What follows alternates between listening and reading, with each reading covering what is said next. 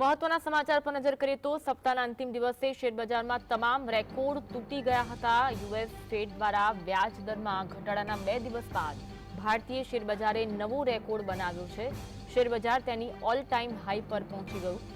બજાર બંધ થયાના થોડા સમય પહેલા સેન્સેક્સ 1500 પોઈન્ટ વધી 84,694.46 પર પહોંચ્યું, પરંતુ બજાર બંધ થયા બાદ સેન્સેક્સ 1359.51 પોઈન્ટના વધારા સાથે 84,544.31 પોઈન્ટ પર પહોંચી ગયો।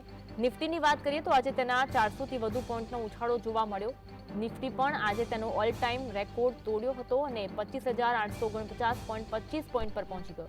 જોકે બજાર બંધ થયા બાદ નિફ્ટી 375 પોઈન્ટ ઉછળી 25,790.95 પર પહોંચી ગયો।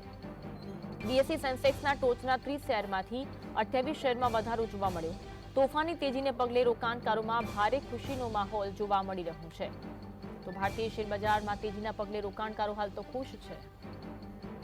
The corporate India is doing very well because it seems that the business is moving from unorganized sector to organized sector, and that's why these companies are doing well. And post the relatively good monsoon, there is a hope that the rural demand, which wasn't there for quite some time, will re-emerge, and that will give additional push to the overall economy, and we can expect a good GDP number, and that is the reason that markets are buoyant and bullish.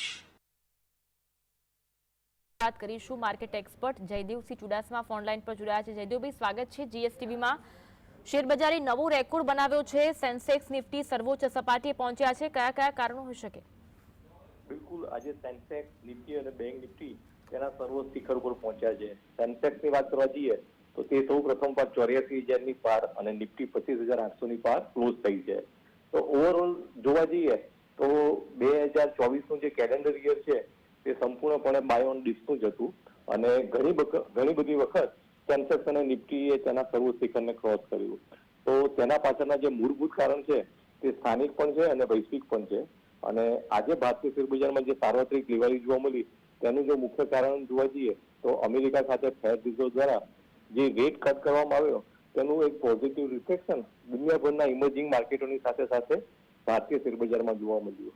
ત્યારબાદ આગામી 7 ઓક્ટોબરના રોજ આરબીઆઈની પણ credit policy આવી રહી છે અને તેમાં પણ એક અચૂક રેટ કટ આવે તેવી એક સંભાવના ઊભી થઈ છે અને તેને લઈ આજે બેન્કિંગ સેક્ટરની આગેવાનીમાં ખૂબ સારી લેવાલી જોવા મળી હતી અને સેન્સેક્સ અને નિફ્ટી તેના સર્વોચ્ચ શિખર ઉપર આવી ચૂક્યા છે।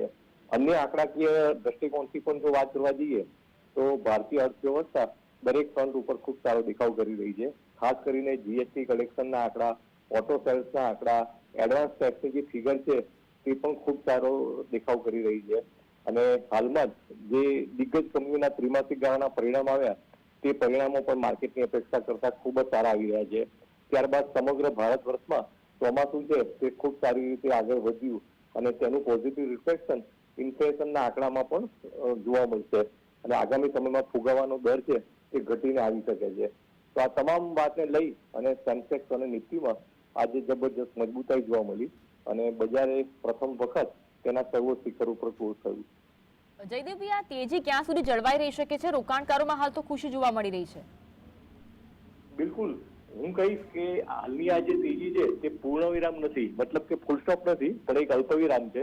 હજી પણ આગળ ઉપરના સમયમાં ભારતીય અર્થવ્યવસ્થા ઉત્તરોત્તર ખૂબ સારો દેખાવ કરી શકે છે અને ખાસ કરીને જે રીતે સરકાર ગ્રામીણ અર્થવ્યવસ્થા પર ફોકસ આપી રહી છે તેનું પણ એક પોઝિટિવ રિફ્લેક્શન ભારતીય શેરબજારોમાં જોવા મળી રહ્યું છે। ત્યારબાદ વૈશ્વિક સ્તરે પણ ભારતને લઈ અને અત્યારે ખૂબ સાનુકૂળ માહોલ જોવા મળી રહ્યો છે અને તેના કારણે વિદેશી રોકાણકારો પણ સતત ભારતીય શેરબજારમાં નાણાં ઠાલવી રહ્યા છે અને નાના રોકાણકારો પણ અત્યારે ખૂબ સારી રીતે આગળ વધી રહ્યા છે। તો આ તમામ વસ્તુઓને લઈ અને બજારમાં પર્યાપ્ત લિક્વિડિટી જોવા મળી રહી છે। તો તેને લઈને કહીશ કે હજી પણ આગળ ઉપરના સમયમાં હજી પણ ખૂબ સારી તેજી જોવા મળે તેવા પ્રબળ સંકેતો છે। આભાર જયદેવભાઈ, જીએસટીવી સાથે જોડાવા માટે।